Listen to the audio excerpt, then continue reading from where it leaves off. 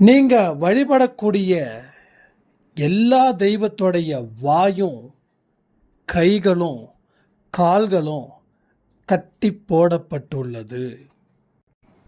தெய்வீக சக்தி அப்படின்ற ஒரு சக்தியே உங்க வீட்டிலையும் இல்லை, உங்ககிட்டையும் இல்லை. பல நல்ல விஷயங்கள் உங்களுக்கு எதுவுமே நடக்கலை, ஆனால் மோசமான விஷயங்கள், தீய விஷயங்கள் தொடர்ந்து உங்களையும் உங்கள் குடும்பத்தையும் தாக்கிக்கிட்டே இருக்குது. கவனிச்சிங்களா? இதை சாதாரணமாக எடுத்துக்கிறதும் இதை சீரியஸாக எடுத்துக்கிட்டு இதில் இருந்து மீள்றதும் உங்கள் கையில் இருக்குது.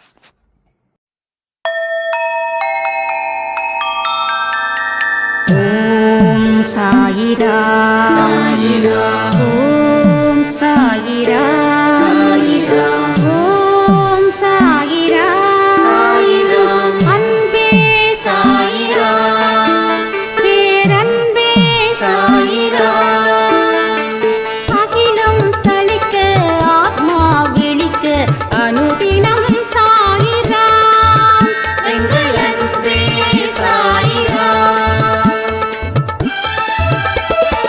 ஒன்றே இறைவன், ஒன்றே பூமிக்கென்றும் சாயிரா, சரணம் சாயிரா, நன்றே செய்து வாழ்வோம், நாம் ஒன்றே செய்து வாழ்வோம், அன்பே சாயிரா.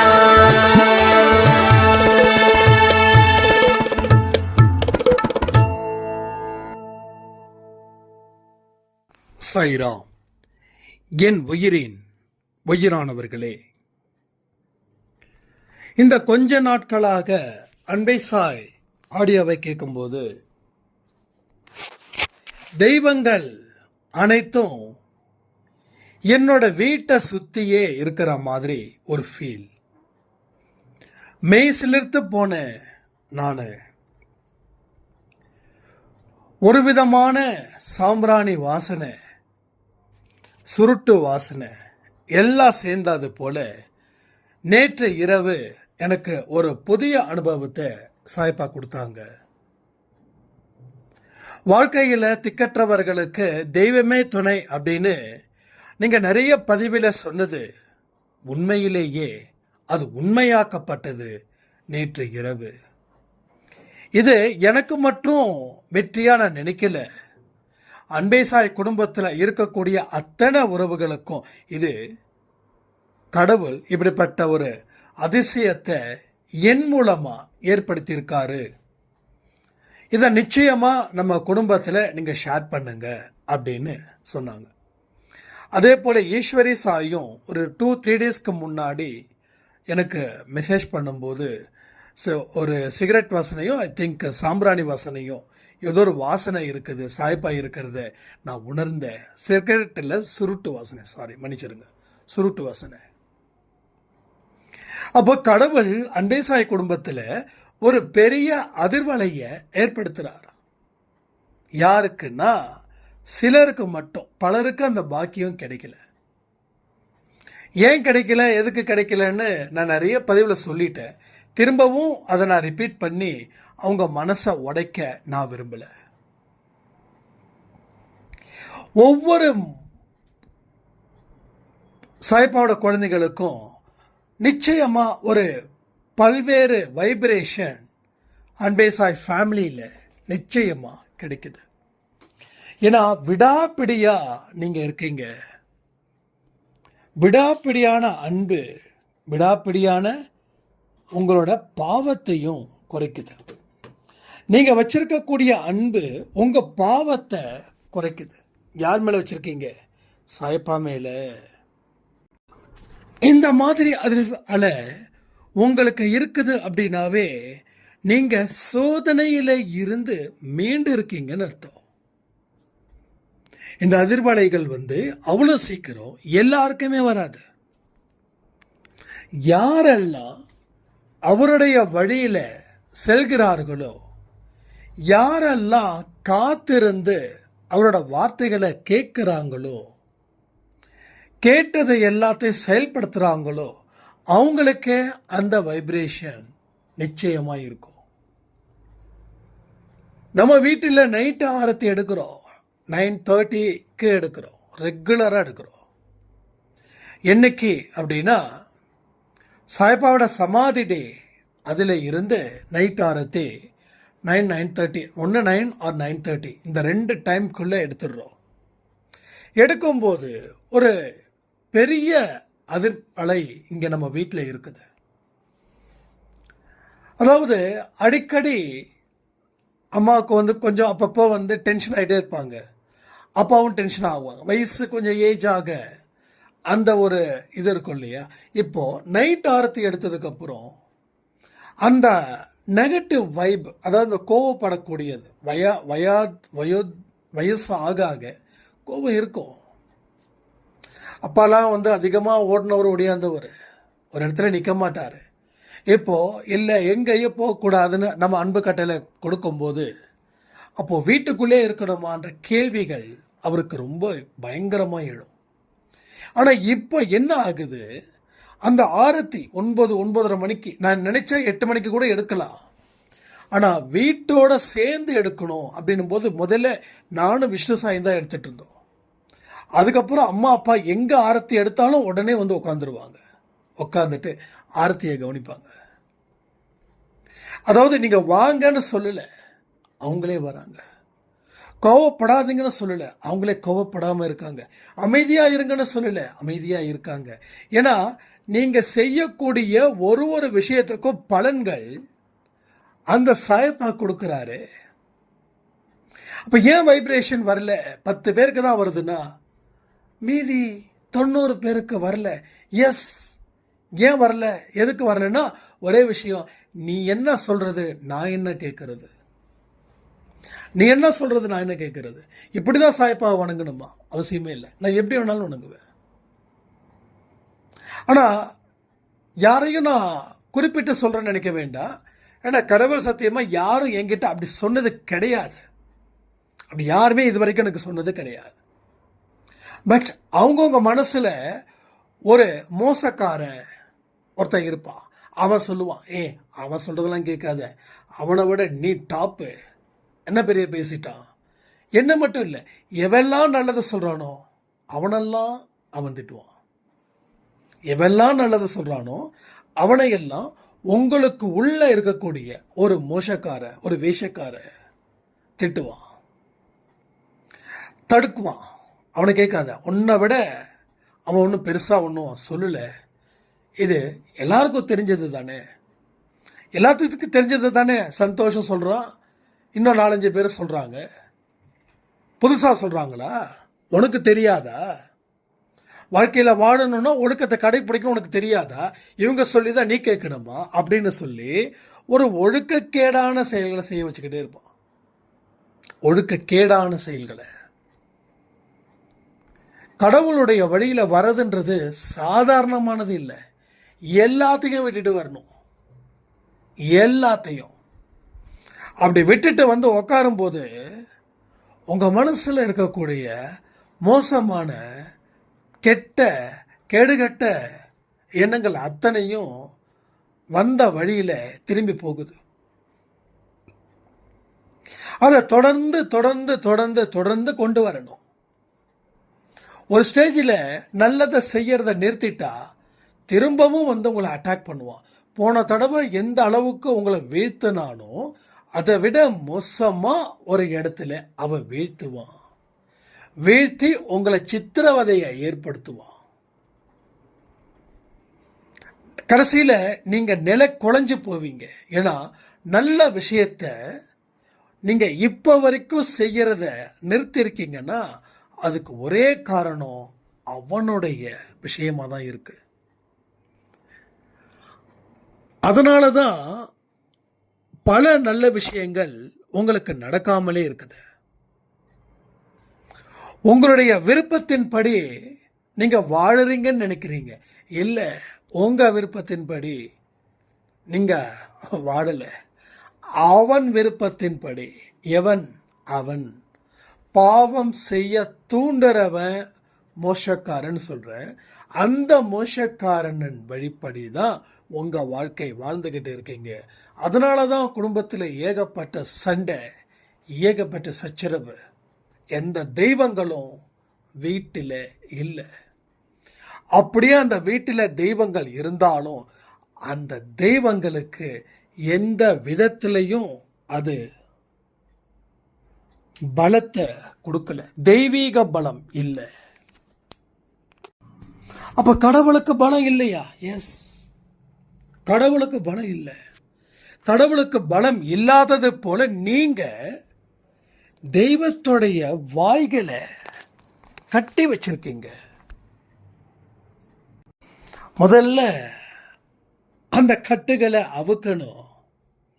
ஸோ கட்டுகளை அவுத்தா மட்டும்தான் இங்க தெய்வீகத்துக்குன்னு ஒரு சக்தி இருக்கு. அந்த சக்தி உங்க வாழ்க்கையில பெரிய பலனை அது கொடுக்கும். நிறைய பேருக்கு ஒரு கன்ஃபியூஷன். எங்க வீட்டில் பூஜை ரூம் அவ்வளவு சூப்பராக இருக்கு. சாம்பிராணி, ஊதுபத்தி, பூமாலை, மந்திரம் எல்லாத்தையும் செய்கிறோம். ஆனாலும் எங்கள் வீட்டில் நல்லது நடக்கலைன்னா, எஸ், அந்த கடவுள், அத்தனை கடவுளுக்கும் பலம் இல்லை. அந்த கடவுளோட கைகளையும் கால்களையும் வாய்களையும் கட்டி வைக்கப்பட்டு உள்ளது. இது சொல்லும் போதே உங்களுக்கு வைத்த கலக்கும். ஆனால் இதுதான் நிஜம். அப்போ இத்தனை தெய்வம் இருந்து ஏன் உங்கள் வாழ்க்கையில் எந்த ஒரு புயலையும் அது அடக்கலை? புயல் அடிச்சுக்கிட்டே இருந்தா என்ன ஆகும்? ஊரு தாங்காது. அதே புயல் உங்கள் வீட்டில் மட்டும் இருக்குதுன்னா என்ன ஆகும்? வீடு தாங்காது. புயல் கேட்கறதுக்கு வேணா இனிமையாக இருக்கும், ஆனால் எவனை தாக்குதோ அவன் நிலைமை மோசமாக இருக்கும். தென்றல் அப்படி இல்லை. தென்றல் எல்லாருமே ரசிக்கலாம். ஒரு அழகான மழை பெய்யும் போது அதில் அவ்வளவு அழகு இருக்கும். ஆனால் அதே மழை கனமாக போச்சுன்னா பிரச்சனையாகும். அப்போ புயலும் சூறாவளியும் மாறி மாறி உங்களுக்கு அடிக்குதா? கமெண்ட் பண்ணுங்க. அதற்கு காரணம் கைகளும் கால்களும் வாய்களும் கட்டப்பட்டு உள்ளது. தெய்வத்தின் கைகள் கால்கள் கட்டப்பட்டு உள்ளது. அதை அவர்க்கணும்னா அதற்கு உண்டான சக்தி உங்ககிட்ட தான் இருக்குது. என்னங்க, மனுஷங்கிட்ட சக்தி இருக்கா? அப்போ தெய்வத்துக்கு சக்தி இல்லையா? தெய்வத்துக்கு சக்தி இருக்கு. ஆனால் உங்கள் வீட்டில் அந்த சக்தி உங்களை வழி நடத்தலை. ஏன்னா நீங்கள் கூட்டணி வச்சிருக்கிறது ஒரு மோசக்காரன், ஒரு வேஷக்காரங்கிட்ட. அவங்கிட்ட அந்த கூட்டணி வச்சிருக்கிறதால இந்த தெய்வங்கள் எதுவும் உங்களுக்கு எதையுமே செய்ய முடியல. இன்னைக்கு கூட ஷார்ட்ஸ் ஒரு அம்மா சொன்னாங்க, எஸ், நீங்கள் சொன்னது கரெக்டு. ஆன்மா கிட்ட பேசும்போது அதனுடைய பலத்தை நான் அடைகிறேன். நமக்குள்ள ஒருத்தன் அழுதுகிட்டு இருக்கிறத நான் கேட்க முடியுதுன்னு. எப்படி முடியுது? அப்போ அவங்க அறிவில்லாதவர்களா? இல்லை அன்பே சாயில் சொன்னது அறிவில்லாதத்தனமா? இப்போ இதை உங்களுக்கு அந்த மோசக்காரன், அந்த வேஷக்காரன் என்ன பண்ணுறான்? தப்பு, நம்பாத, அப்படிலாம் ஆன்மாலாம் ஒன்றும் கிடையாது. நீ இந்த ஜென்மத்தில் செத்தது தான், அடுத்த ஜென்மெல்லாம் ஒன்றும் கிடையாது. ஏன் தெரியுமா? தப்பு செய்ய அப்படின்றான், தப்பு செய்யன்றான். ஏன் அப்படின்னா அவன் தப்பு செய்கிறவனை ஆதரிக்கிறான். தப்பு செய்கிறவன் நிறைய பேரை இந்த உலகத்தில் அவங்க கிட்ட கொண்டு வரணும்னு நினைக்கிறான். ஒன்றும் இல்லை, எத்தனையோ வருஷத்துக்கு முன்னாடி தானே ஜீசஸ் வாழ்ந்தாரு. அப்போ பிசாசுகள் எல்லாம் போய் நின்று, உன்னோட தேவனை விட்டு என்கிட்ட வா, நான் உனக்கு பொண்ணும் பொருளும் பூமியும் ஒரு நாட்டையும் கொடுக்குறேன் அப்படின்னு. அப்போ எப்போ 2000 வருடங்களுக்கு முன்னாடி, 2000 வருஷத்துக்கு முன்னாடி தான் கிறிஸ்து பிறந்தார். அப்போ இந்த பிசாசுகள், பேய்கள் எல்லாம் போய் அவர்கிட்ட இந்த விண்ணப்பம், அதே விண்ணப்பம் தான் இங்கேயே நடக்குது. நான் சொன்னது எதுவுமே சத்தியமாக சொல்கிறேன். சில பேர் ரொம்ப இமேஜ் பண்ணி கற்பனை கலந்து சொல்லுவாங்க. இங்கே கற்பனைக்கு ஒன்றுமே கிடையாது, எல்லாமே சுத்தமான வார்த்தைகள். இந்த வார்த்தைகள் இந்த வார்த்தைகளுக்கு இருக்கக்கூடிய சூடு இப்போ தெரியாது. என்னைக்கு நீங்கள் கொதித்து நிற்கிறீங்களோ அன்னைக்கு தான் இது எல்லாமே ஒரு பெரிய ஒரு மெசேஜாக உங்கள் காதுக்கு போய் சேரும். அதுவும் ஒரு விஷயம் நடந்தது. ஒரு வருஷத்துக்கு முன்னாடி நம்ம அன்பே சாய் ஆடியோவை நம்ம குடும்பத்தில் இருக்கிறவங்க ஒரு ஃப்ரெண்டுக்கு அனுப்புன உடனே அந்த பெண் என்ன சொன்னாங்க, இதெல்லாம் ஒரு ஆடியோவா? அவர் சும்மா சொந்த கதை சோக கதை கற்பனை கலந்து அள்ளி விட்டுக்கிட்டு இருக்கிறாரு, இதை நீ நம்புறியா? இப்படி தான் எல்லாரும் பண்ணுவாங்க அப்படின்னு. அண்ணா இப்படி சொல்கிறாங்கண்ணா, எனக்கு ரொம்ப கஷ்டமாக இருக்குது. அவங்களுக்குலாம் என்னென்னா தெரியும், கேட்டால் தானே தெரியும். ஒரு ஆடியோவை கேட்டுட்டு அவ்வளோ கேலி, அவ்வளோ கிண்டல். சரி விடுமா, என்னம்மா பிரச்சனை? எல்லாருக்கும் நம்மளை பிடிக்கணும்னு எதிர்பார்க்கறது முட்டாள்தனம் தானே. நீங்கள் அன்பே சாய் குடும்பத்தில் இருந்த அந்த மாதிரி ஒரு விமர்சனத்துக்கெல்லாம் நீங்கள் செவி சாய்க்கலாமா அப்படின்னு நான் சிரிச்சிட்டேன். ஏன்னா நம்மளை எல்லாருக்கும் பிடிக்கும்னு சொல்லிட முடியாது. இது ஒரு காரணம் இருக்குது. அந்த காலத்தில் ஜீசஸ்க்கு எல்லாருக்குமே பிடிச்சதா? கடவுளை வரலாம் பிடிச்சதா? அப்போது அதை எதிர்க்கிறவனும் இருந்தான்ல, கூட இருந்தவனே தானே இங்கே தான் இயேசு கிறிஸ்து இருக்கிறான்னு சொல்லி சிலுவையில் அறைய வச்சாங்க. இப்போ கடவுளுக்கே அந்த நிலைமைன்னா நம்மளை என்ன சொல்கிறது, மாய வலையிலே வீழ்ந்து கிடக்கிறவங்க. உடனே நீங்கள் நினைக்கலாம், என்னங்க மாய வலையில் வீழ்ந்து கிடக்கிறோமா? எஸ், 4 மணி நேரத்துக்கு அப்புறம் சாப்பிடலன்னா பசிக்கும். 8 மணி நேரம் சாப்பிடாமல் இருக்க முடியுமா? 16 மணி நேரம் சாப்பிடாமல் இருக்க முடியுமா? 24 மணி நேரம் சாப்பிடாமல் இருக்க முடியுமா? சொல்கிறேன். அப்போ அந்த மாய வலை கொஞ்சம் இருக்குது. ஐயோ, காலையில் 8 மணிக்கு சாப்பிட்டுட்டா 12 மணிக்கெலாம் பசிக்கும். காலையில் 8 மணிக்கு சாப்பிட்டது இப்பயே பசி எடுக்க ஆரம்பிக்குது. நேரமாக சாப்பிட்டதில் பசிக்குதோ, அந்த சாப்பிட்ற வரைக்கும் பசி அது ஒன்றும் செய்யாது. பசி நினச்சிக்கிட்டே இருப்போம். பாம்பு கடிச்சிட்டா ஐயோ பாம்பு கடிச்சிருச்சு செத்து போயிடுவோம். பயத்தால் சாகிறவன் ஜாஸ்தி. ஏன்னா அதுக்குன்னு சில பர்டிகுலர் அவர்ஸ் இருக்குது, அதுக்குள்ளே காப்பாற்றிடலாம். உன் மன உறுதி எப்படிப்பட்டதோ அப்படிப்பட்டது தான் உன் வாழ்க்கை. அப்போ ஜீசஸுக்கே அந்த நிலைமை, சாயப்பாவுக்கும் அந்த நிலைமை, கிருஷ்ண பரமாத்மாவுக்கும் அந்த நிலைமை. நம்மளாம் மனிதர்கள் சாதாரணமாக ஒரு என்ன சொல்கிறது, மனித ஜென்மத்தை குறை சொல்லுறேன்னு நினைக்க வேண்டாம். ஒரு அல்பத்தனமான மனிதர்கள், கரெக்டு தானே? அல்பத்தனமான மனிதர்கள், எல்லா மனிதர்களும் சொல்கிறேன். பசியை தாங்க முடியாது. நம்மளை யாராவது ஒருத்தனை நம்மளை திருப்பி அடித்தாலும் அவனை அடிக்கணும்னு நமக்கு தோணும். அந்த செகண்ட் தோணுதா இல்லையா? திருப்பி கொடுக்கணும் அப்படின்னு நினைப்போம். அதுக்கப்புறம் தான் அன்பே சாய் அது இதுன்னு சொல்லி கொஞ்சம் நம்மளே தயார் பண்ணிப்போம். அப்போது அவங்க நம்மளோட ஒப்பிடவே முடியாது. அவங்கள தெய்வம். அவங்களுக்கே அந்த கதினா நமக்கு எந்த கதி? சரி, என்ன ஆச்சுன்னா ஒரு 1 மந்த் இருக்கும். 1 மந்த்துக்கு அந்த டைமில் சாய்ராம் சொன்னான், அண்ணா உங்களுக்கு நான் ஞாபகம் இருக்கா அப்படின்னு. இல்லைம்மா ஞாபகம் இல்லை, நிறைய மெசேஜஸ் வர்றது யாருன்னு தெரியல சொல்லுங்கள் அப்படின்னு. இல்லைண்ணா இது மாதிரி ரைட் ஞாபகம் இருந்தது. இது இப்போ அவங்க லைஃப்பில் ஏகப்பட்ட பிரச்சனையாக உங்ககிட்ட பேசணும், உங்கள் நம்பர் கொடுக்கவா அப்படின்னு. இல்லைம்மா நம்பர்லாம் கொடுக்காதீங்க, நம்பர் நிறைய கொடுத்தாச்சு. எனக்கு அவங்கவுங்க ஃபோன் அட்டன் பண்ணால் எனக்கு கொஞ்சம் ப்ராப்ளம் ஆகுது, அட்டன் பண்ணாமல் இருந்தால் அதனால் கொடுக்க வேண்டாம் அப்படின்னு. சரிண்ணா அப்படின்னு சொல்லி மறுபடியும் வாட்ஸ்அப்லலாம் அவங்க கேட்டிருக்காங்க. இல்லை வாட்ஸ்அப் நம்பர் நீ என்ன கொடுக்கறது, அவரே கொடுத்துட்டாரு அப்படின்னு எனக்கு சேட் பண்ணுறாங்க. சாரி, என்னை தப்பாக நினச்சிக்காதீங்க. முதல்ல சொன்னது என் ஃப்ரெண்டு சொன்னும்போது என்னால் என்ன இது அப்படின்ற மாதிரி ரொம்ப எகத்தாளமாக பேசிட்டேன். ஆனால் இன்றைக்கி நிறைய பிரச்சனைகளை நான் ஃபேஸ் பண்ணிக்கிட்டு இருக்கேன். என்ன பண்ணுறது? நான் உடனே தான் சொன்னேன், அன்பே சாய் ஆடியோவை தொடர்ந்து ஒரு 20 ஆடியோ கேளுங்க, அதில் உங்களுக்கு நிறைய புரிதல் வரும்.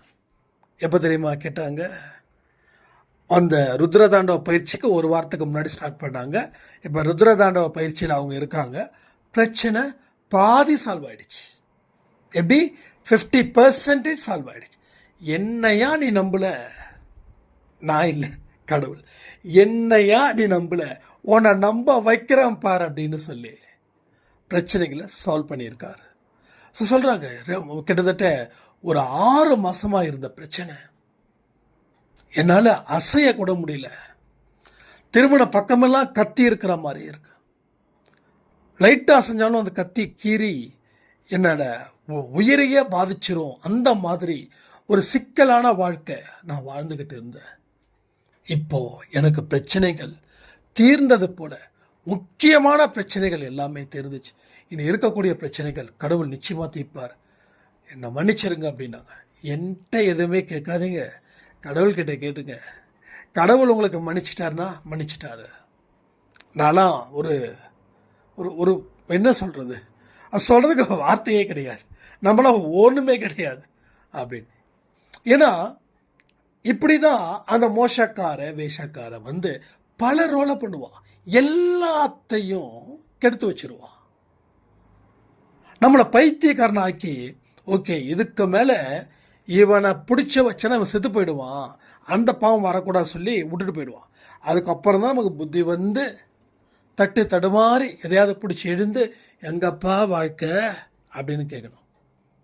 கேட்கும்போது தான் சாய்ப்பா பழிச்சிருவார், தோ இங்கே தான் இருக்கிறேன், வேறு எங்கேயும் போல. என்னப்பா இப்படி பண்ணிட்டியே, என்னை காப்பாற்றலையேனா, உன்னை காப்பாற்றலையா? எத்தனை மெசேஜஸ் மூலமாக எனக்கு வார்ன் பண்ண, எத்தனை விஷயத்தை நான் தடுத்தேன். நீ சம்மந்தப்பட்ட விஷயத்தை இன்னொருத்தர் செஞ்சால் என்ன ஆகுன்னு முடிவை கூட காட்டினல்ல,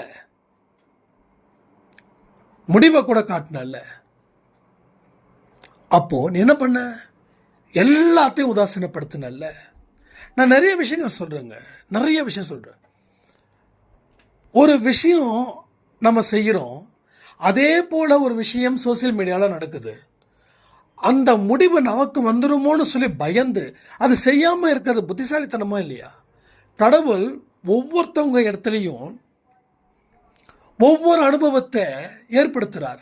எல்லாத்துக்கும் நான் அனுபவப்பட்டாதான் கற்றுக்கணும் அப்படின்னு சொல்லக்கூடிய முட்டாள்தனமான விஷயத்தை விட்டுடுங்க, அந்த பைத்தியகாரத்தனத்தை விட்டுருங்க.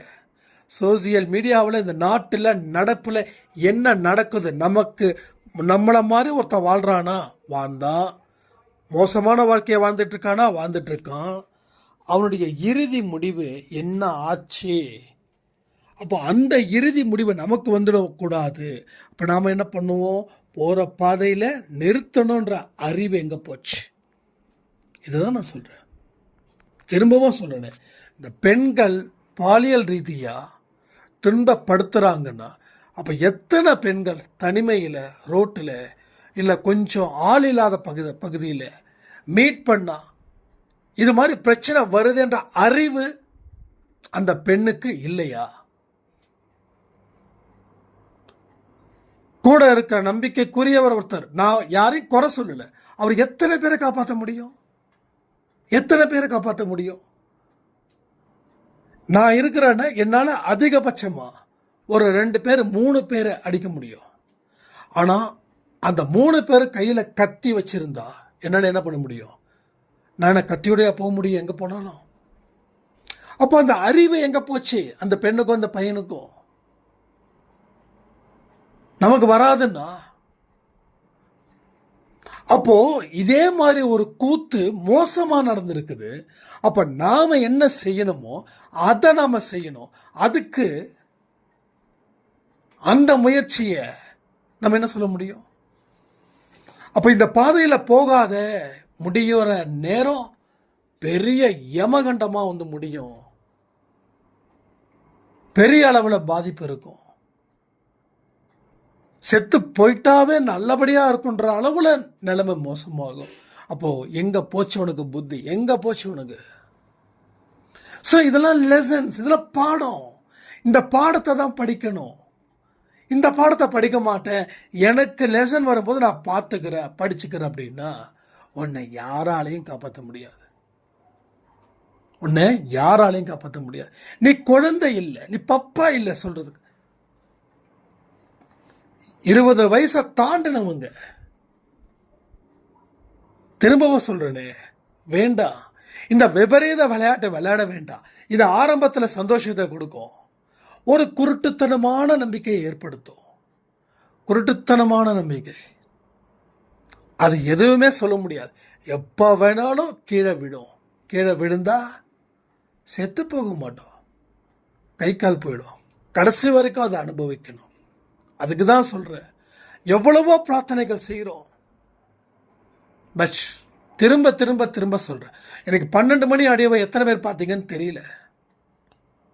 நான் நிச்சயமாக சொல்கிறேனே, நிறைய பேருடைய ரெஸ்பான்ஸ் கம்மியாயிடுச்சு. ருத்ரதாண்டவ பயிற்சியில் பெரிய அளவில் எண்ணிக்கை சக்ஸஸ் ஆகாது. 100% நான் சொல்கிறேன், என்னால் அடித்து சொல்ல முடியும். ஏன்னா யாரும் நிலைச்சு நிற்கல. கடவுள் எனக்கு உணர்த்துறாருங்க, நீங்கள் சொல்லி தான் எனக்கு தெரியணுன்ற அவசியமே இல்லை. இன்னைக்கு 6 மணி மாலை மெடிடேஷன் செய்யும்போது ருத்ரதாண்டவ பயிற்சி அப்படியே கண்ணுக்கு முன்னாடி காட்சியாக வருது. முன்னாடி இருந்த ஒரு பெரும் கூட்டம் இப்போ இல்லை, அதிகபட்சம் 10 இல்லை 15. எங்க இதை செய்ய முடியலன்னா வேறு எப்படிங்க கர்மாவை அழிக்க போகிறீங்க? கோயில் குளம் போய் உங்கள் கர்மாவை அழிக்க போகிறீங்களா? பரிகாரம் பண்ணி கர்மாவை அழிக்க போகிறீங்களா? இல்லை 10 பேருக்கு சோறு வாங்கி கொடுத்து உங்கள் பாவ கணக்கை தீர்க்க போகிறீங்களா? இல்லை திருப்பதிக்கு போயிட்டு கோயில் உண்டியில் போயிட்டு ₹1,00,000 போட்டு உங்கள் பாவத்தை முடிக்க போகிறீங்களா? இல்லை மொட்டை போட்டு அழகு குத்தி பாத யாத்திரை பண்ணி அந்தரங்கத்தில் தொங்கிக்கிட்டே உங்களுடைய பாவ மூட்டைகளை கொட்ட போகிறீங்களா? இதெல்லாம் செஞ்சவங்க சந்தோஷமாக இருக்காங்க. இதையெல்லாம் செஞ்சவங்க வாழ்க்கையில் உயர்ந்து நிற்கிறாங்க. நான் சொன்னது நம்பலைன்னா உங்கள் சொந்தக்காரவங்க இது மாதிரி பிரார்த்தனை செஞ்சவங்க இருப்பாங்க, அவங்கக்கிட்ட போய் கேளுங்க. நீங்கள் எவ்வளவோ பிரார்த்தனை பண்ணீங்களே, குடும்பத்தில் பிரச்சனை போயிடுச்சா, கடன் தீர்ந்துச்சா, நோய் தீர்ந்துச்சா, குடும்பத்தில் மாமியார் மருமக பிரச்சனை தீர்ந்துருச்சா, புருஷன் உங்கள் பையன் தண்ணி எடுக்கிறத நிறுத்துறாங்களா, கேளுங்க. பதில் அங்கே பெறுங்க. எல்லா விஷயத்தையும் சிந்திச்சு பார்த்து தான் நாம் பேசுகிறோம்.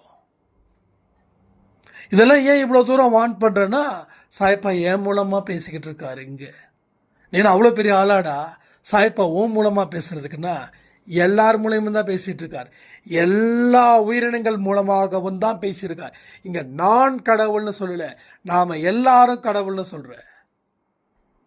நான் கடவுள் சொல்லலை, நாம் எல்லோரும் கடவுள்.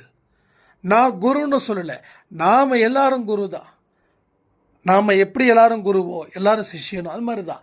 இங்கே நான் தான் ஆசிரியர், நாம தான் ஆசிரியர். நான் தான் ஸ்டூடெண்ட், நாம தான் ஸ்டூடெண்ட். எல்லாம் நான் இல்லை, எல்லாம் நாம் தான். இதை மனப்பூர்வமாக என்னுடைய இதயத்தில் இருந்து சொல்லக்கூடிய வார்த்தைகள். பொய் இல்லை, பொய் சொல்ல மாட்டேன், பொய் சொல்லக்கூடாது. பொய்யா சொல்லி உங்கள் மனசை குழப்புறதுக்கோ உங்கள் மனசை கெடுக்கிறதுக்கோ வரல. உண்மையை சொல்லி அந்த தாக்கத்தை ஏற்படுத்தி உங்கள் வாழ்க்கையில் இருக்கக்கூடிய பாவ மூட்டைகளை பெரும் கடலில் தூக்கி எரியணும்னு சொல்கிறேன். அதிகமாக நெகட்டிவை பற்றி பேசுகிறதால எனக்கு எவ்வளோ பிரச்சனைகள் இருக்குது தெரியுங்களா? உங்களுக்கு தெரியாது. எனக்கு எவ்வளோ கஷ்டங்கள் இருக்குது தெரியுமா? ஒரு பெரியவர் சொன்னார், தம்பி என்னை பற்றி சொல்ல, நான் என்ன பண்ணணும் தெரியாது.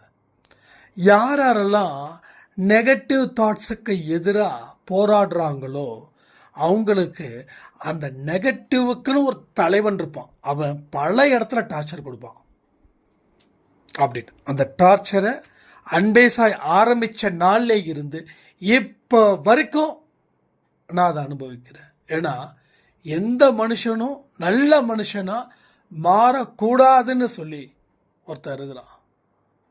நான் பேசும்போது என்னோட நாக்கெல்லாம் ட்ரை ஆகும். ஏன்னா எமோஷ்னலாக பேசுறது, உள்ளே இருந்து வரக்கூடிய வார்த்தைகள். நான் பேசி முடிச்சதுக்கப்புறம் என்னோட தலை, உச்சந்தலை சூடாக இருக்கும்.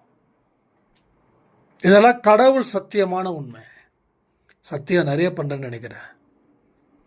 என்னது, என்னோட நாக்கு ட்ரை ஆகும், நாக்கு அப்படியே தடிமனாகும், என்னோட உச்சந்தலை சூடாகும்.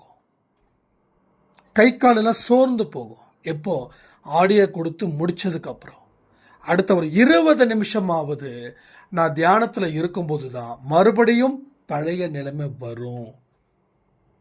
இதை எத்தனை பேர் நம்புறீங்கன்னு எனக்கு தெரியாது.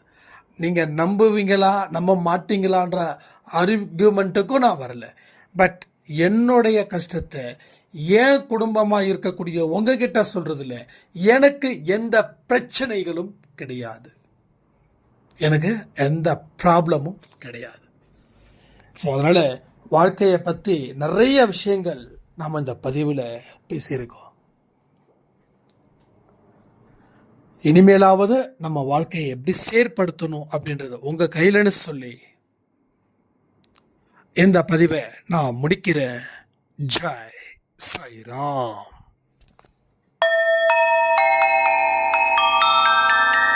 ஓம் சாயிரா. சாயிரா.